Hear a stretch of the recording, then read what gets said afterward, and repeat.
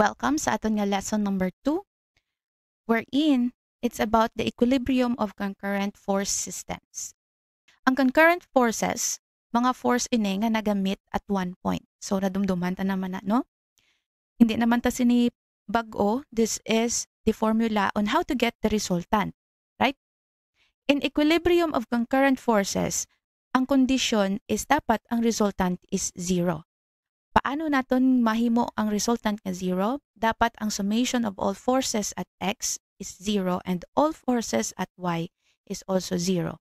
So amo ni ang duwa ka equation nga aton gamiton para makita naton ang duwa man ka unknown. Since nga duwa lang ka equation, ang pwede masolve sini is duwa lang man ka unknown. One equation, one unknown. Okay? Each equilibrium equation lets you solve for one unknown. Since you have two equations, you can only solve for two unknowns. Example, two force magnitudes or one magnitude and one direction. Naintindihan? Yeah? These are the three methods natin subong nga ito naan. And pili lang amo kung din ang mas bet nyo karon. We will use vertical and horizontal axis, rotated axis, and using force triangle. Let's try to solve this figure using method number 1. I know na dumduman nyo nga ang tanan nga inclined forces mayara nga x and y components and diri i-apply ta na di para nga makuha ta ang value ni q kag ni p. Si force q, mayara ni siya nga x and y, this is the x and the y components, and si y components ni q pwede ta ni siya nga idugon para nga makahimo ta right triangle. Then si p, mayara man siya nga x and y components, i-move ta ni ang y component niya to create a right triangle. Ang aton equation is amo ni para nga makuha naton ang kondisyon nga resultant is 0. Let's try to solve all forces along the x-axis. So si Q, negative siya kay ang iya nga x component is going to the left, assuming that all left arrows are negative and right arrows positive. So cosine 30, we use cosine tungod nga we are working with forces along the x. So cosine 30 plus p cosine 15. And then, ang tanan naman nga forces along the y. So q positive because the arrow is going up. Sine 30 plus p sine 15 and negative 300. Kung ako nilang tawon, mabudlayan ko magsuma. Bisan i-try nyo pa sa calculator nyo because this is what we call simultaneous equations. When we say simultaneous equations, you have to solve these two equations together. Amo ni ang disadvantage ni method 1 because there is a necessity of solving simultaneous equations. Yeah. How about if we try naton si method 2? Kasi mas hapos to kag mas dasig. So in method 2, we are rotating the axis. Diba amo ni ang normal na x and y axis naton. So, i-rotate naton siya. Dapat ang aton x-axis is mag-align siya sa isa ka force nga unknown para nga wala na x or y component ang ina nga force, di ba? So, amo na niya ang aton bag-o nga x and y axis. Then, ang may-ari diri nga components now is si p kag si 300. And since nga nagbago ang aton nga x and y axis, ang aton nga angles ma-adjust man. So, this is the x component of p.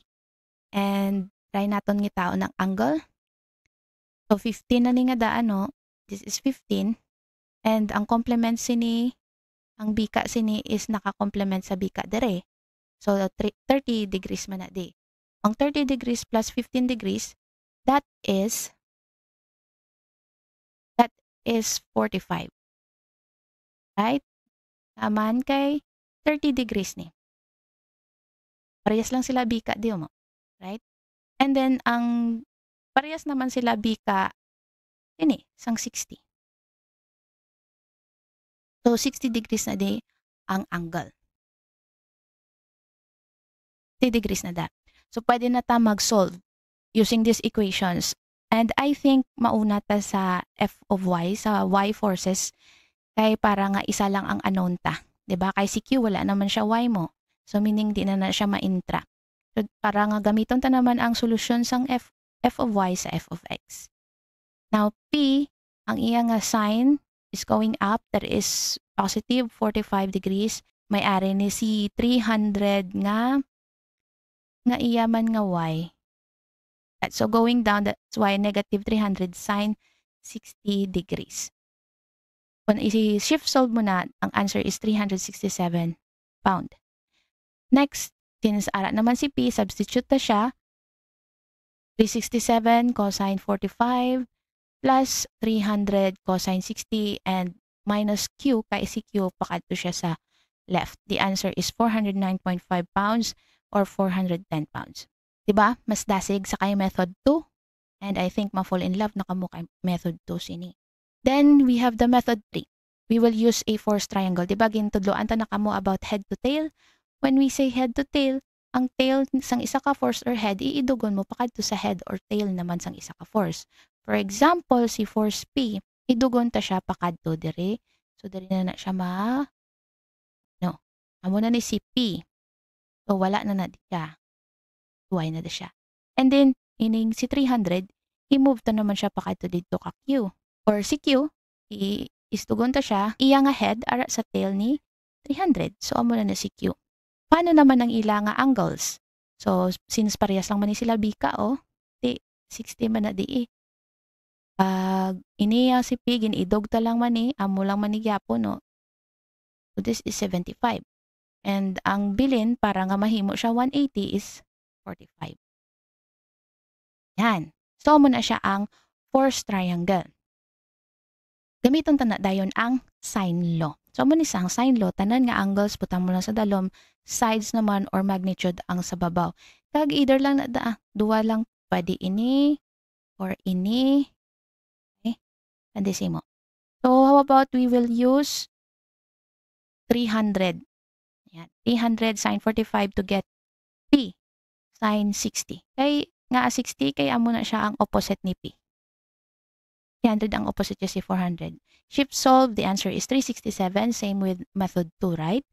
And same lang magyapon na akong gamit. Pwede nyo lang man gamiton si P sine 60 tane. Kaya nakita ta naman ang value ni P. Pero ako gamit ko lang si 300. Try nyo lang gamita. Si 367 kung same man gyapon ang answer which is 410 pounds. So now, sa tatlo ka method, diin ang imo nga bet. May ara sila nga advantages and disadvantages. So depende sa sitwasyon, kung hindi madala sa method 1, method 2. Kung hindi madala sa 2, si 3. How about we will try to solve this example? The cable and boom shown in figure support a load of 600 pounds. Determine the tensile force T in the cable and the compressive force C in the boom. So this is the boom. Ano siya ang boom? Kani mauni ang boom, kani ang cable or ang cord. Okay, so ang unknown to D is the letter T, the tensile, and the C, the compressive force. First thing nga buhaton is always make a free body diagram para nga simple kaghapos naton i-analyze ang aton nga figure. So makat out ko diri sa joint kaya mo man pinaka-importante. Here you go. And then we will put the reaction of the cable, tensile, and then the compressive reaction of the boom.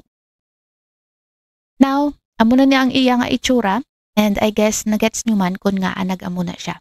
Inbutang ko na ang mga angles, so this is the real free body diagram. Mas hapos siya, kag makita mo nga we are working on a concurrent forces, pero in equilibrium. The condition is, dapat ang resultant is 0, so ang aton nga force along the x and y should be 0. Now, let's find the x and y components. So, ang T, mayroon na siya nga x and y component. So, ang iyang x is going here. Component, ang iyang y ari de, pero dirita na lang going up. And ang aton nga C, may component man siya nga pakadto dito. And dire, pakadto na siya dire, dirita na lang Now, aton na nga isumahon ang tanan nga forces along the x-axis. Ang aton nga T, negative because to the left, cosine 30, basta gani naga along the x-axis nga forces, so cosine, plus sang iya kasi nga cosine 45. And then para sa y, ang y ni force T is going up, positive sine 30, and ang y ni C is going up, positive sine 45, and negative 600. So, amo ni another simultaneous equation naman liwat. Inanglan naton nga gamiton ang isa ka equation para masolve tani nga equation. Paano na siya ginabuhat? Aton lang ni nga ibalhin, i-transpose di sa piyak, and then ikwaon ta ang cosine 45 ni C. I know kagets kamo kon nga anag amo ni. And then, isubstitute na siya diri sa aton nga equation number 2. Amo na ni iya itsura, i-shift solve. Makuha naton ang value ni t.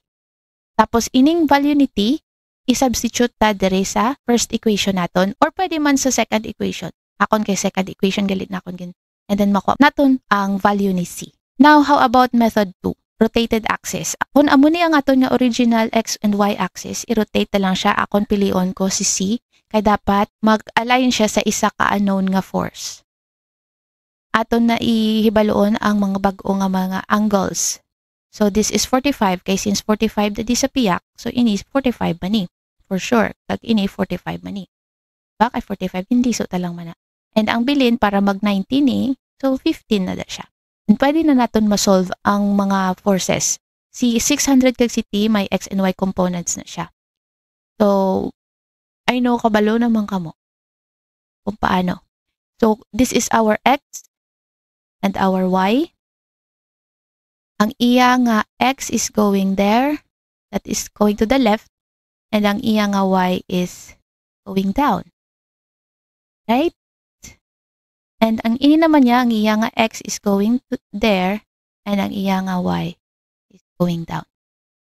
So, ang x naton, negative t, negative t kay going to the left, cosine 15. Kay amo na ang angle from the x-axis. Plus 600 cosine 45 kay going to the right. And the answer is 439. Same with method 1. How about ang y? Negative 439. Ato na i-substitute si t. And ang y is down. That's why negative sine 15 degrees plus c. Oo, si c kay going up. And minus 600 going down, sine 45, the answer is 537 pounds. Diba? Same lang? Let us have method number 3 using force triangle. This is the original FBD diagram na ginawa natin from the method 2.